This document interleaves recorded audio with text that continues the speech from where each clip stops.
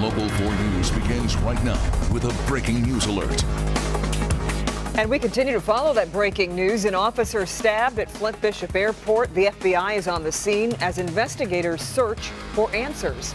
The White House confirms President Trump has been briefed on the incident, but the FBI says it's too soon to say the stabbing of an airport police officer is terror-related. Now, in the last hour, we've learned the airport is again open. It's been shut down for hours. It'll take a little while to get everything back up and running to schedule. Here's what we know right now. Sometime before 10 a.m. this morning, Airport Police Lieutenant Jeff Neville was stabbed in the neck, but police were able to take their suspect into custody. Meanwhile, Neville was rushed to the hospital where he's now said to be in stable condition. We have this story covered from multiple angles. Defender Karen Drew has been talking to local law enforcement insiders. We'll get to her in just a moment. Let's start things off here at 5 with Steve Garagiola live at Flint Bishop Airport with the latest. Steve? Well, Devin, Kimberly, we're in kind of a strange situation, something of a information blackout. The incident happened now about 7 hours ago. FBI is the lead agency, so all information is going through the FBI. They told us we'd get our first bit of information around noontime, and now we're still waiting for an update, which they promise will come sometime soon. So let's tell you what we do know. Start with the officer. It is Lieutenant Jeff Neville. He is retired from the Genesee County Sheriff's Department. He's been with the airport police about 20 years. As we understand it, he was stabbed in the neck and back. It happened this morning at about 9:30. Taken to the hospital, first listed in critical condition. He has indeed been upgraded to stable condition, so they tell us now he's going to be okay. So that's good news. Now let's get to the scene. What happened this morning? The attack on the second level of the airport here in Flint Bishop Airport. NBC News is reporting that the suspected attacker is from Quebec, that he is carrying a Canadian passport. The FBI took him into custody. Airport police first took him into custody. The FBI now has that custody, and they have been questioning him. The FBI has said only they believe this is an isolated event. The airport reopened about 20 minutes ago. There have been some cars coming in, so flights have resumed, although on a limited schedule. And we await the update from the FBI, which we are told, again, will come very soon. Of course, a question in this general area about security. Defender Karen Drew is talking with our local law enforcement to see how they are reacting to this event. Well, Steve, there are so many questions this afternoon. How did something like this happen? Was there a lapse in security? And what do we need to do to keep targets here in Michigan safe? I went straight to the former head of Detroit's FBI. The attack in Flint had rippling effects throughout the state. Security heightened at Metro Airport in light of what happened at Bishop International. A precaution, as it is still too early to tell if this is a terrorist attack. Meantime, law enforcement admits it's getting harder and harder to protect soft and hard targets. You know, we've seen attacks at baggage claim areas, you know, ticket counters in front of the airport. So how far out do you push? This is almost an undefensible position. As the former special agent in charge of Detroit's FBI, Arena knows all too well an attack like what happened today in Flint is difficult to stop. You can use a vehicle, you can use a knife, whatever is in your possession, within your reach, that's a potential weapon. And how do you defend against that? Former Deputy Chief of Detroit Police Steve Dolan says people need to become much more aware of their surroundings. Instead of just turning your head and saying, it's not my problem, keep an eye. If you see something suspicious, let somebody know. Whether this was a terrorist attack, an isolated incident, or a simple case of rage, it's becoming increasingly more difficult for law enforcement to be able to track every potential threat. So in the past, when groups like Al-Qaeda, they were so fixated on a massive 9/11 type attack. A group like ISIS, they look at it more like death by 1,000 cuts. You know, anybody they can get to go out there on their behalf with a butcher knife, with a car, with an improvised explosive device, and cause havoc, that's a victory for them. They're running 90,000 Twitter accounts a day. They're using these clerics videos that are out there. The message is out there, and if it sticks with one person, that's a win. By the way, Flint's airport has 6 full-time airport police, 6 part-time airport police, and Devin, about 800,000 passengers every year use that airport. Back to you. Yeah, all right, Karen. We will continue to update this story. Steve said we are still waiting for our first real information and a formal update from the FBI. But we'll have more updates over this next 90 minutes of news. In fact, at 5:30, Andy Arena, former director of the FBI in Detroit, will join us to offer more insight on this attack. So make sure you stick around for that. Now, we're constantly updating our coverage of what's going on at clickondetroit.com as well, and you can find the link right there in the top stories section. And as soon as that news conference gets underway, we will take you there live. Kim? Also breaking right now on Detroit's east side, Detroit police and the FBI have been digging in the backyard of a home on Dickerson Avenue near Mack. They just wrapped up. It was part of a missing persons case, and it was a tip that led police to that site. Sean Lay is live there tonight. Sean, you just got an update. The update is this for everyone watching. Let's make it crystal clear. Nothing found back here, and take a look at all the work that had to go into finding nothing here, clearing all this brush, start digging in that dirt for hours today. And again, police come up empty-handed after being led here from a tip. It's a shame, you know, it ain't even beginning of the summertime, man. They're killing already out here. Neighbors on Dickerson watching a swarm of police activity behind a home here. A couple of dead bodies over there they just found. That's got to be alarming. Yeah, that's a shame. Detroit police, the FBI, Michigan State Police clearing thick brush, believing that there are 2 bodies buried here from 2 different missing cases. Police were led here by a female informant. We actually received the information from a person that we know to be connected to one of the cases. But after digging all afternoon, the bottom line is this. As of right now, that did turn out to be nothing found at the location. The entire incident putting a scare into families that do have missing people. Betsy Tyler rushed here to check on her cousin, Marine and chef Douglas Calhoun, missing since June 1st. But with nothing found, they're still looking. I'm just praying. The house is owned by the Detroit Land Bank Authority. They're trying to sell the home. Neighbors say it's been left to attract crime. If they'd have knocked it down and the grass was cut, you would have been able to notice if somebody dug something up or something. Sean, it looks like you've been out there all day. You've had a chance to talk to neighbors. Have any of them noticed people digging at that home in the past? Yeah, let's give you a look at the home again. Owned by the Detroit Land Bank Authority. They were confident it was boarded up. It is not. It is a known drug house. Neighbors say that. Our police sources say the same thing. So why isn't it coming down? Neighbors want it torn down. Land Bank Authority says it's still in decent shape, so they'd like to try to sell it, but this may change things, what happened here today. Yeah. All right, Sean, keep us posted. Now to more breaking news. This coming to us from Chesterfield Township, which is where police arrived at a home in the area of Sugar Bush and Bay Point Drive with a warrant. And we're told a shot was heard from inside the home. We are still awaiting further details on what's happened inside. But as you can see, there is quite a law enforcement presence now around the home. Just as soon as they brief us, we will brief you. Stay with Local 4 as we continue to update that story. Also breaking in Sterling Heights, a car and a minivan involved in a very bad crash near the intersection of Utica and Hayes. We know a 22-year-old woman from out of state was killed.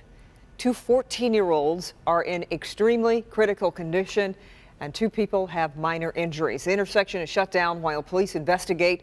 Neither of the drivers had valid driver's licenses. As soon as we learn more, we'll pass it along to you.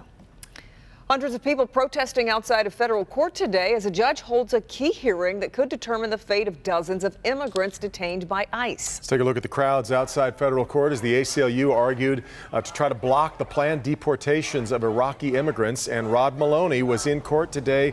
No decision, though, apparently from the judge yet, Rod. Not yet, Devin, but there are a lot of people on the edge of their seat waiting for that decision. The ACLU asking for this emergency hearing because they say this is an outright emergency. What they want are hearings for everybody, for them to be able to appeal their deportation orders. There are between 114 and 120 people who have been rounded up over the last couple of weeks, and the claim is that under the Convention Against Torture that they should not be returned to Iraq because if they go there, they could be harmed or even killed.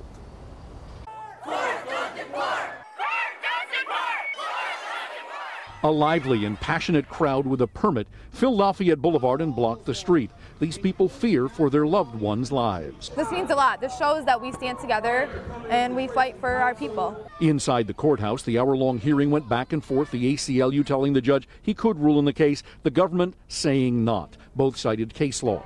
Federal Attorney Jennifer Newby said, quote, these plaintiffs could have filed for these hearings over the past 4 years and have been sitting on their rights. It's ICE's obligation to enforce orders and removal proceedings. These people no longer have a legal basis to be in this country. This court does not have jurisdiction over these plaintiffs. There is a process in place, end quote. That process is immigration court. But the ACLU's Lee Gellert said outside the hearing that the government's case isn't taking the reality on the ground into account. Half the detainees have attorneys and can get appeals. Others do not. The judge rightly asked them, well, why not agree to stays for everyone? Why have it be just happenstance who happens to get there in time and who happens to not? And that's the difference potentially between life and death. Candide Cargill's fiance is one of them. You keep going back and forth to Iraq embassy. You keep going to ask for your documentations of your birth and where you've been at. These people don't have those documentations because they don't exist. So all that is left now is the waiting. The only solace that the crowd and the ACLU could take away from today's hearing so far is the judge had a lot of questions that he asked both sides, but also that there isn't a plane scheduled to leave to head back to Iraq until June 27th. So there is some time, but certainly not a lot. Back to you. And Rod, all these detainees are still in this holding facility, correct?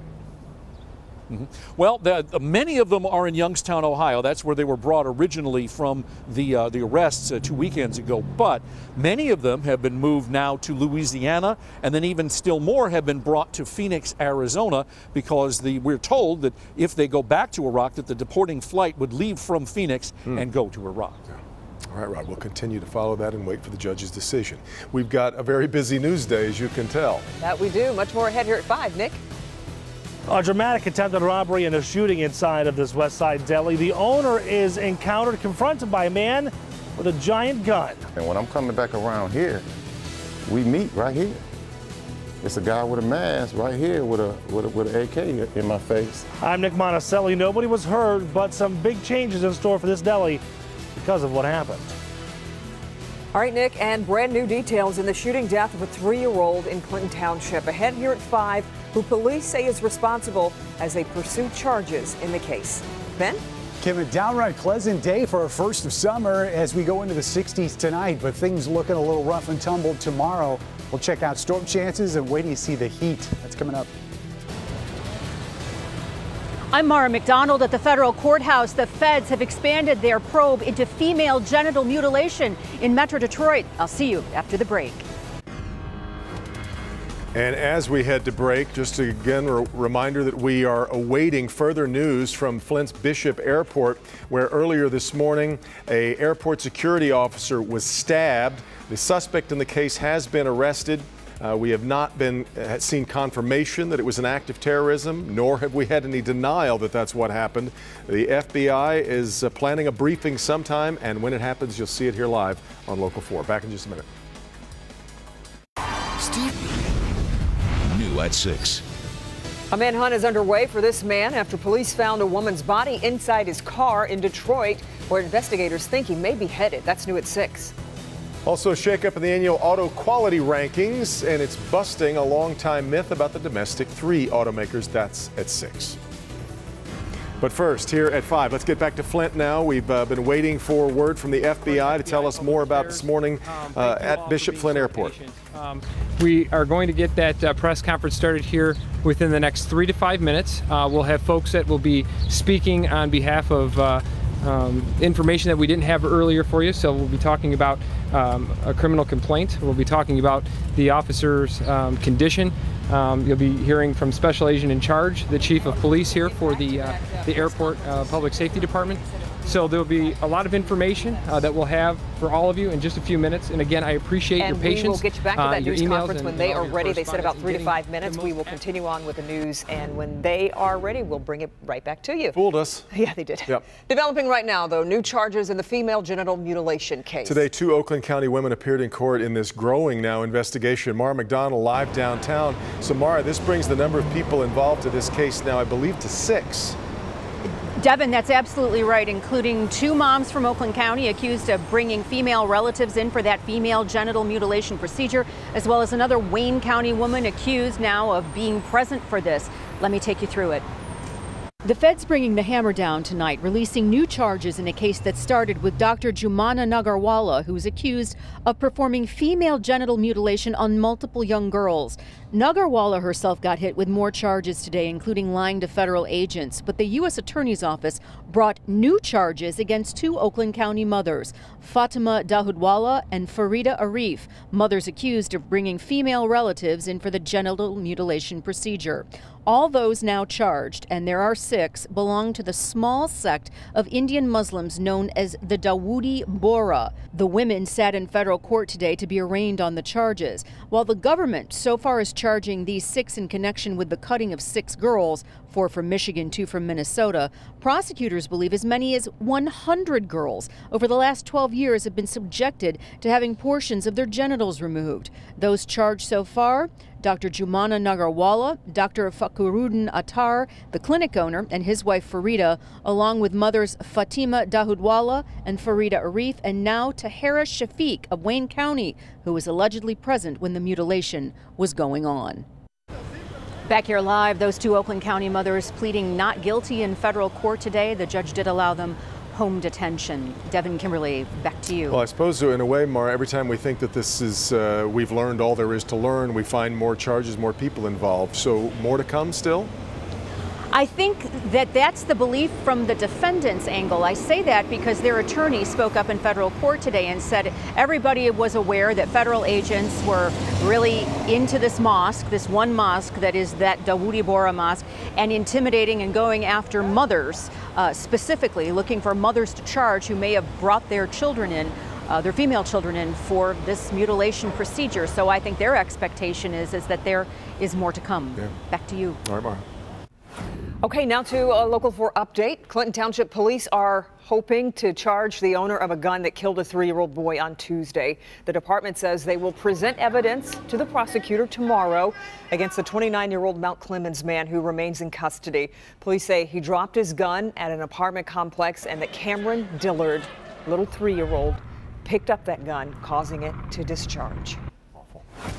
All right, we bring in Ben, maybe for just a few moments here. We expect this news conference to start, but we've said that a couple of times today in Flint, so we're waiting for them, and as soon as we see that that's underway, we'll get back there. In the meantime, not too bad of a day for the first day of summer. Yeah, I mean, we started out nice, but we're going to see those thunderstorms come in tomorrow afternoon, and that's why we've got a severe risk that's out for parts of southern Michigan, and we'll go through the timing here pretty quickly. As you see those thunderstorms coming in the morning, those are not severe. The stuff that we see in the afternoon will be gusts of up to 60 miles an hour and pretty intense downpours expected. Friday, if we see something, it's going to be early in the morning, and then we'll be dry through the rest of the day and dry primarily through the upcoming weekend. So lows tonight dropping down to 62 with mostly clear skies. High temperatures tomorrow. Boy, they're going to get warm. We're going to hit the 90s in parts of the area, including Metro Zone with 92 at the airport. Low 90s in our South Zone tomorrow. And as you look at the West Zone, those temperatures generally in the 90s. And then we're going to our North Zone with temperatures anywhere between the upper 70s and low 80s. Here's your 7-day forecast. Notice we'll be cooling down. We'll get the humidity gone because highs tomorrow, low 90s, but could see heat index readings in the mid 90s on Thursday. Pretty warm. All right, Ben.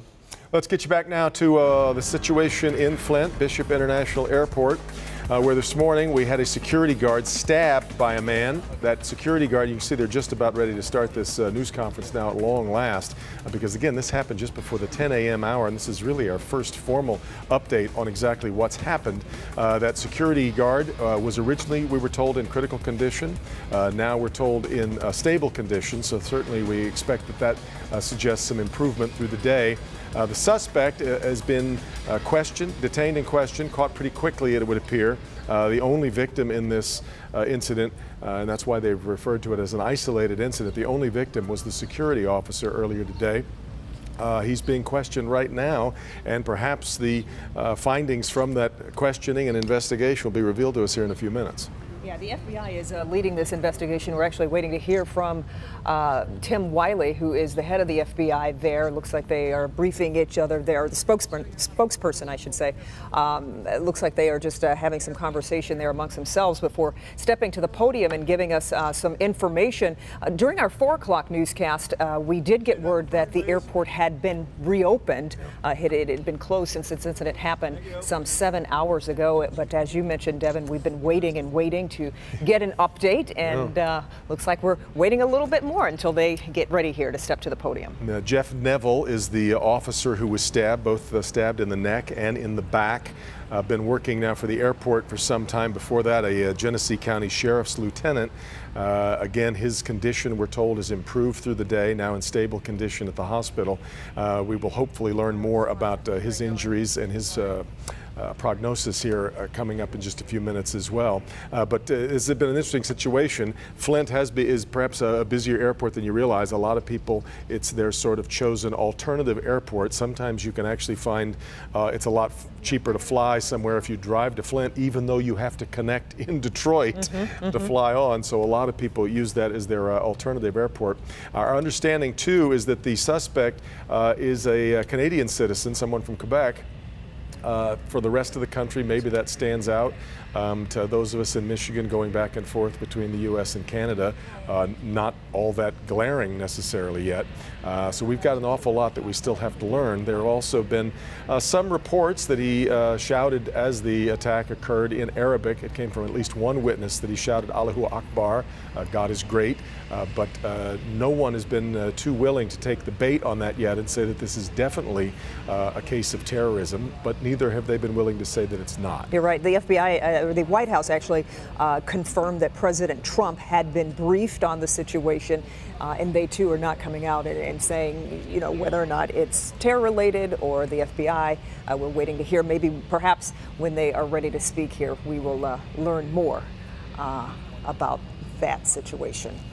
We also know that the FBI has been asking anybody else at the airport who may have seen anything to call them as they continue to try and piece all this together.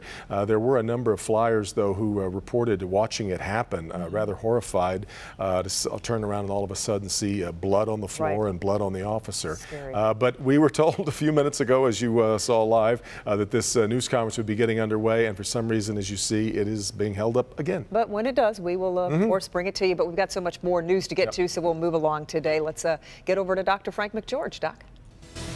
Hey there, feeling tired, suffering from headaches? Well, you may actually be dehydrated. Coming up, how to stay hydrated in the heat and the telltale sign that you're not drinking enough water. All right, Frank, but first we've got a number of stories coming to us from across the state, including a ruling that has environmentalists claiming victory. We'll have that when we come back. Aha, but here we go. Naturally, just as soon as we try to head to the break, here now the news conference from Flint. Detroit Division, which covers the entire state of Michigan. Special Agent in Charge, David Gelios. Good afternoon, and I'd like to thank you all for your patience throughout the day today. You'll excuse me to defer to a few notes here because I want to give you as accurate information as I can. We have had a very busy day, and I know we've kept you waiting, and we wanted to wait until we had a point that we could come out here and provide you a little more information than we might have been able to do had we done this an hour or two ago. So before I start, though, I just want to say that you all are aware of the incident we had out here today where Lieutenant Jeff Neville was stabbed. And before we get to any details of the investigation and what happened here today, I would like to turn this over to Chief Chris Miller of the Bishop International Airport Public Safety Department to give you information on what's most important, and that's the current health condition of Lieutenant Neville. Chief? Good evening, everyone. Lieutenant Neville is in satisfactory condition. As you all heard what happened to him. He's doing fine, and he's residing at a local hospital right now.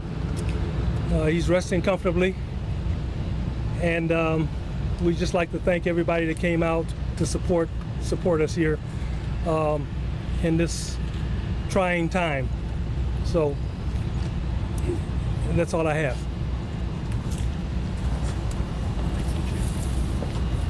and we'll introduce others of the partners here today. As you can imagine, this has been a great joint local, state, and federal operation since early this morning, and we couldn't have done it without all the partners here, and we'll give them each an opportunity to introduce themselves. But I will just go into the facts of what we've been investigating today. I will tell you that we are investigating this incident today that happened at about 9:45 this morning as an act of terrorism. We have just filed a complaint charging an individual by the name of Amor Fatoui. He's a 50-year-old resident of Canada who legally entered the United States in Lake Champlain, New York on June 16th and made his way to Flint, and today arrived at the Flint International Airport. Obviously, I know a lot more about this, and we're sort of at 0 hour of this investigation right now, and since it is a pending investigation, I'm not going to go into great detail as to what we do know, but we do know Mr. Fatoui entered the airport. He spent a little time on the first level, then he went upstairs, he spent some time in the restaurant up there, and then he came out. He was carrying baggage. He went into a restroom. He spent a little time in the restroom, dropped both bags and came out, pulled out a knife, yelled Allah Akbar, and stabbed Lieutenant Neville in the neck. As was mentioned by the chief, he's in stable condition and is expected to fully recover, and that's the most blessed thing I think we can say about this today. It's a good outcome. We had some incredible acts of heroism up there today, and in questions we can perhaps talk a little bit about the efforts to take Mr. Fatoui into custody. The complaint that's been filed is charging a violation of 18 U.S. Code 37A1, which basically is violence at an international airport. And just to give a little more background on that, that is when someone unlawfully uses a device to commit an act of violence at an international airport that could have or did cause serious injury, which we had in this instance. There's a 20-year penalty associated with that, but this, as I said, is very, very early in the investigation, and as we progress and take this matter to grand jury for indictment, other charges could be pending later on. As I mentioned, it's an ongoing investigation. There's joint operations going on in Canada as we speak. We want to thank our Canadian partners who are helping us further investigate this attack. And with that, I would like to defer to some of my partners here to make brief statements as well. Sir, can you spell the suspect's first and last name for us, please? The name is Amor, A-M-O-R, Fatoui, F-T-O-U-H-I. And as I mentioned, he's approximately a 50-year-old Canadian. When did he enter the country? Pardon me, he entered the country on June 16th. And as I mentioned, it's a pending investigation. We know he came to the airport this morning. That's as far as we're going to go with. We're trying to develop further information as to his timeline and where he went after he entered the United States in Lake Champlain, New York. Can you describe the weapon he used? We'll take questions at the end, and I will describe the weapon. Yep, just to let everybody know, again, we're going to do a question and answer segment towards the end, about 10 minutes worth. Right now, we'll go ahead and have the introductions of all of our local, state, and federal partners that are here with us assisting. The Special First Lieutenant David Kaiser with the Michigan State Police. First and foremost, Michigan State Police would like to extend their thoughts and prayers to Lieutenant Neville and his family during this very difficult time. The Michigan State Police has supplied many different resources here today to work with our local, state, and federal partners. Some of the resources provided included officers, detectives, bomb-sniffing canines, and our Michigan State Police Crime Lab. They were all involved in this investigation and worked well with the partners in this. I'd also like to mention that Governor Rick Snyder has been in frequent contact with the Michigan State Police headquarters today, inquiring about the status of the injured officer as well as the status of this investigation. And the Michigan State Police is very appreciative of this contact. Thank you.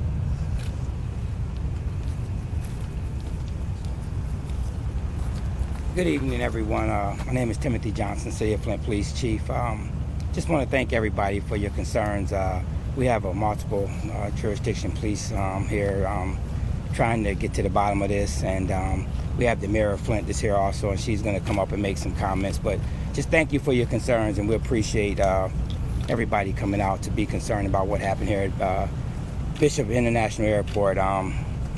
Tragedy, but thank God that the officer is alive. He's doing well now. He's out of critical condition, so he's recovering right now. So thank you for your concerns, Mayor.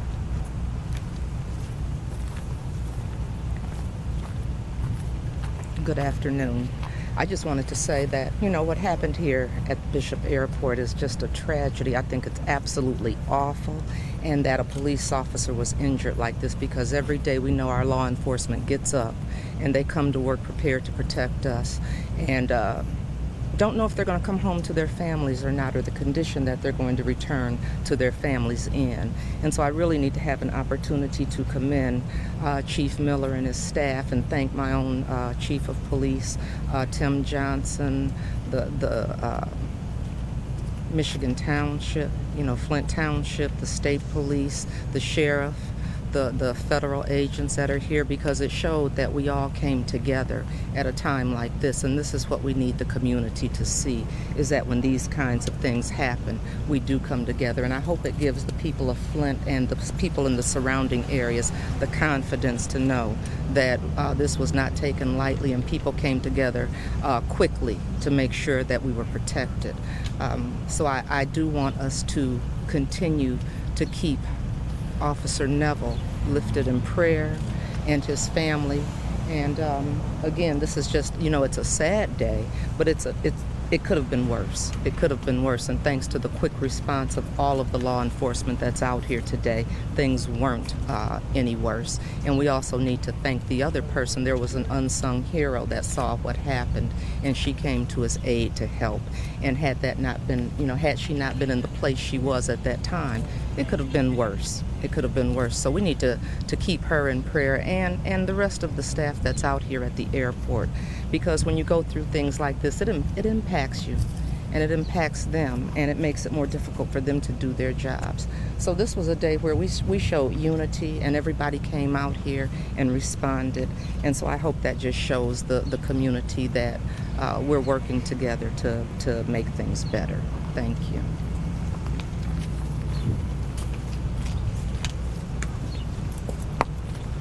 Good afternoon. I'm Airport Director Craig Williams, and on behalf of the Bishop International Airport Authority, I want to thank you all for coming out here.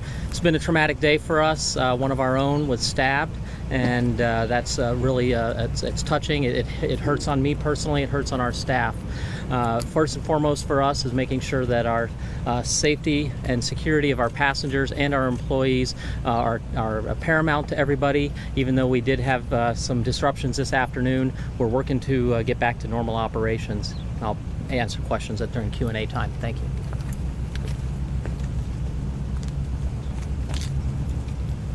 Good evening. My name is Nick Starcevic. I am the Assistant Special Agent in charge of the Detroit ATF Field Division.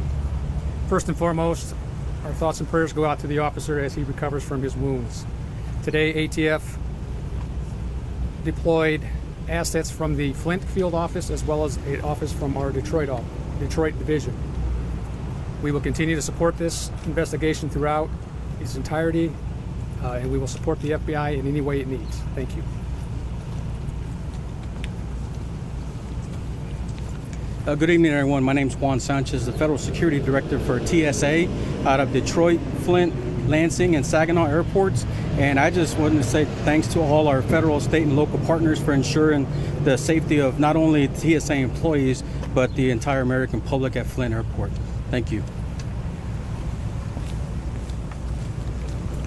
Good afternoon. Lieutenant Dan Owen, Bishop Airport Fire Department and EMS Department. We responded as soon as the call for help went out, and we rendered first aid to our officers, and we maintained a fire presence and safety of this airport throughout the whole incident. Thank you.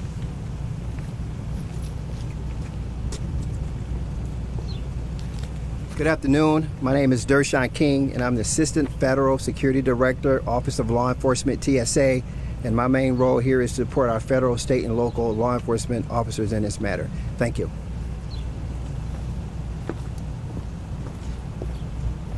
Good afternoon. I'm Peggy Franklin Aller with Homeland Security Investigations. First of all, Homeland Security Investigations would like to wish a full, quick, and speedy recovery to Lieutenant Neville. Our thoughts and prayers are with his family and him. And we just want to commend the great work that was done by all agencies out here today. Thank you.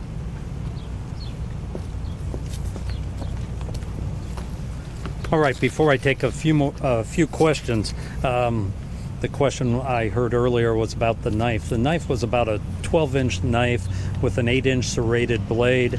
As you will see in the complaint, when the subject went up to the officer and stabbed him, he continued to exclaim Allah, and he made a statement something to the effect of, "You have killed people in Syria, Iraq, and Afghanistan, and we are all going to die." Thus, our determining, obviously, this we're going to investigate it as a terrorist act. I can tell you, based on the information we have presently, we don't believe that anyone was involved with this individual. We have no information to suggest a wider plot, but it's certainly very, very early in the investigation. We're seeking search warrants for electronic media, for his vehicle. Much of that work is going on right now, so time will tell over the next several days whether anyone had any knowledge of this, but at this time we view him as a lone wolf attacker. I know it's early, but any indication this was a self-radicalized individual, or was he received training from somewhere? Or? Yeah, we have no information to suggest any training. I can tell you we interviewed the subject for a good period of time. He was cooperative and has talked to us about what his motivations were, and I think it's suffice it to say he has a hatred for the United States and a variety of other things which in part motivated him towards coming to the airport today to conduct this act of violence. Who brought him Sir, down? can you explain how do we know how the gentleman was able to bring a 12-inch knife? Was it through the airport security? Was he coming from a plane when he came in here? It seems like that's not within TSA guidelines. Actually, that's an excellent question, and to just be clear on that, he entered the public area, non-secure area of the airport. He spent a little time. He went up just outside the TSA screening area, spent some time in the restaurant, went to open to the public restroom, and then came out and attacked Lieutenant Neville prior to the screening area. So there wouldn't have been any screening at that point. How long was the attack? How long did it take him to stop?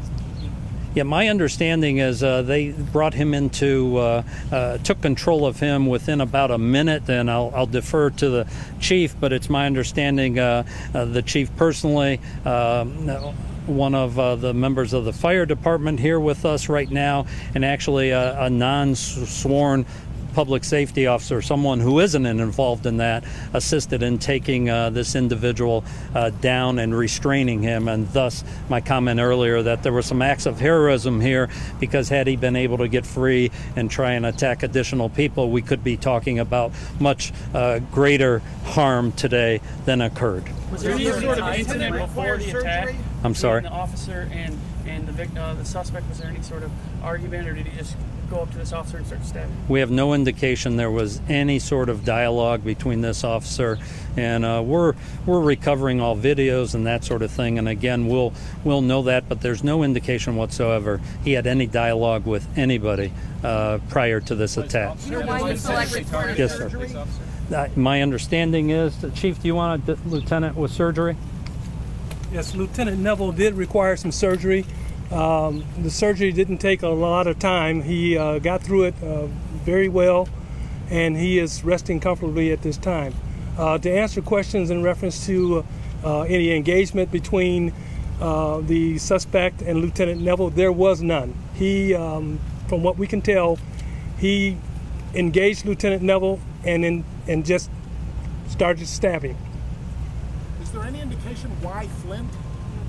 We don't have any information to answer that. Can you be more specific as to who brought him down, who actually got him to stop stabbing him? Lieutenant Neville got him to stop stabbing him. Lieutenant Neville fought him right to the end, right until I was able to handcuff this person.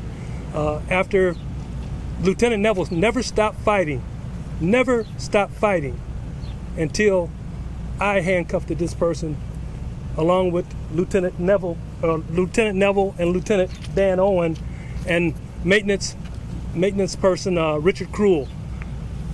The four of us were able to subdue this person, get him handcuffed, and get him under control. Were you in the area when the attack happened? I was close by, but I was only seconds away. Do you think he was targeted because he was an officer, because he was in uniform? I think I can't really answer why he did what he did, but obviously it was Lieutenant Neville that he engaged. Did he say anything else during the struggle? The statements that he made were the answers that the FBI SAC gave you. He had some Muslim dialect, and that's much as we have at this time. And nothing tying the suspect to Flint, no family in the area, no family from Michigan. Did he mention anything in the interrogation? Not that we know of at this time, but I can't really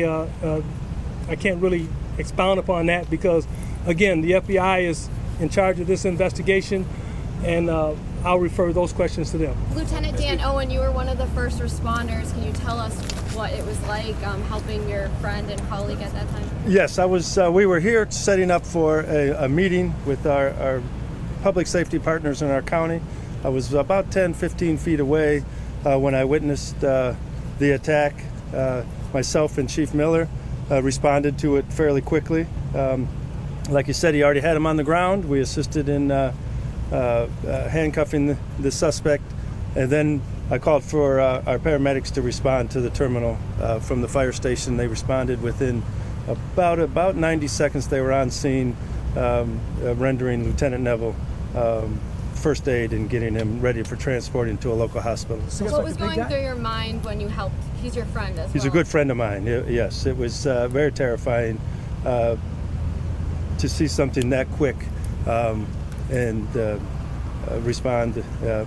Luckily, we were very, very close distance to respond and take care of the incident as quick as we possibly can. A question for the FBI: was this man, as you know, on your radar, any watch list, any evidence? Has he come onto your radar at all?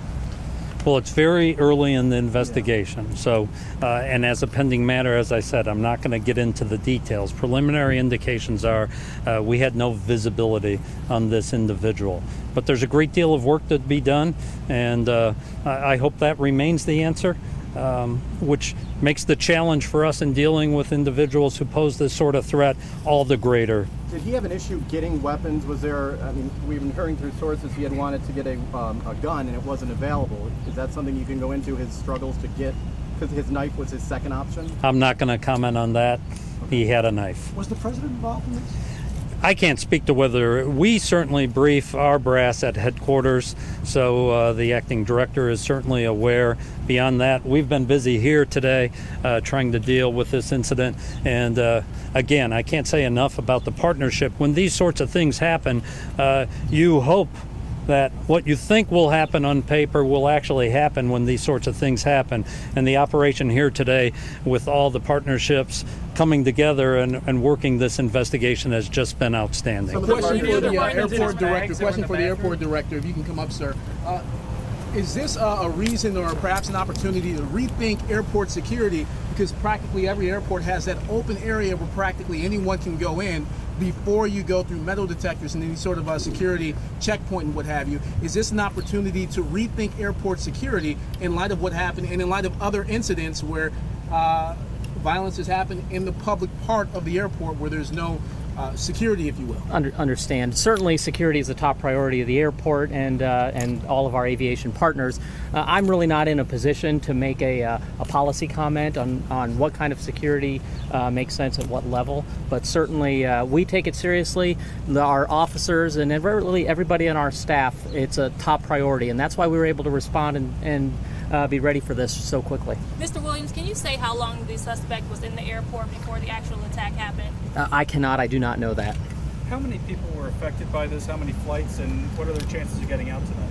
I can't tell you how many people because I don't know how many people are on the planes, but we've had 5 flights that were impacted. We were able to bring aircraft in and deplane them, as you might have seen throughout the day, aircraft coming in. So people were able to deplane and exit the airport, but nobody was able to actually enplane and take off until approximately 4 o'clock was when we opened the airport up for those kind of operations. Did he have a ticket to go anywhere? He had bags, you said, and I think that he dropped 2 bags in the restroom. What was in those bags and what were the bags? I did not say anything about bags, and I do not know the answer to that.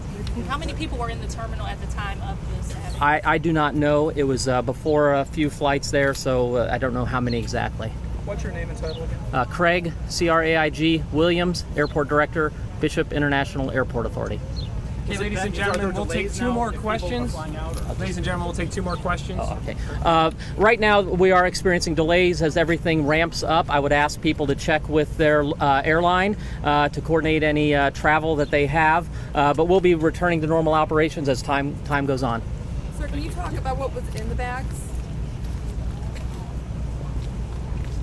Can you talk about what was in his other 2 bags? And did he have the knife with him when he got off his plane this morning? He again, let's clarify, he was not a airline passenger. We have no indication he had any tickets to travel on an airline. He went into the airport with bags. The searches are ongoing. I'm not going to comment as to what we're recovering from his personal belongings, but those are searches that are ongoing. As I mentioned, the complaint, as I understand it, is unsealed, so it will be available to you. I would encourage, there's a lot of questions we have about this individual, obviously, and if anyone in your viewing audiences have any information or saw this individual at any time, we encourage you to call our mainline number, which is 313-965-2323 or tips.fbi.gov, and we would like to follow up on that sort of information. So with that, I guess I'll take one more question. Do you know where and when he'll be arraigned? He will be arraigned in Detroit, I believe, and we'll get you that answer. He'll be arraigned at U.S. District Court in Detroit, but it could possibly be Flint. He was interviewed and was not uncooperative. Can you get us an image of him, a mugshot? We will do our best with that through our media spokesperson. Can you spell your last name for me, please? It is G-E-L-I-O-S. And thank you again for the patience you've demonstrated out here today. We appreciate it. And then just in closing, I want to thank all of you for being such great media partners. You've hung in there with us all day long out here in the sun. I do want to mention, though, in speaking with some of the officials here, there were many different... Yeah, you've just been listening to this live news conference from Flint. It has been a little clunky getting to this point, but to be honest, you don't want to get too good at news conferences about terrorism. But the upshot here is that it is 54-year-old Amer Fatui, a Canadian who came into the U.S. 5 days ago and today carried out an act that was described to us basically as part of his hatred for the United States, wounding an officer there. But we understand that Jeff Neville is going to be fine. We're going to take a quick break. We'll be right back. It's dinner time. We'll continue to follow the situation in Flint, but let's bring you up to date on some of the other news of the day. A well-known deli on Detroit's west side is shutting down. Not because of bad business, not because they're moving, but because the owner is fed up with the neighborhood. And as Nick Monticelli reports, the last straw from Johnny Lewis and the Dynamo Deli was nearly being killed during an attempted robbery. I gotta tell you, after talking to Johnny Lewis, you'll realize that he loves this deli, but he will tell you that after the shooting inside, everything changed for him. But he also says that that is not the main reason for them deciding to close this deli for good. And this is my father. He was a ROTC instructor at Mumford High School. You know, he passed away in 2012. Johnny Lewis says there's a lot of pride in the Dynamo Deli on 7 Mile. His father opened it, and it's been here for 35 years. Yeah, this is one of the bullets that he shot. But after being inches away from death, Lewis and his business partner Mike are calling it quits. He was almost robbed and nearly killed by a gunman as he was closing last week Saturday. And when I'm coming back around here, we meet right here. It's a guy with a mask right here with an AK in my face. A friend saw what was happening and ran inside to help, but instead, the robber orders him to the ground. But he was standing there with the gun to his head, and I came around the corner with my hand like this. But he didn't see me, so I stepped closer. to shoot him, and my gun jammed. The gunman then opened fire. Lewis takes cover behind the wall. Bullets are going through the wall, but after several shots, Lewis is not hit. And now his perspective has changed.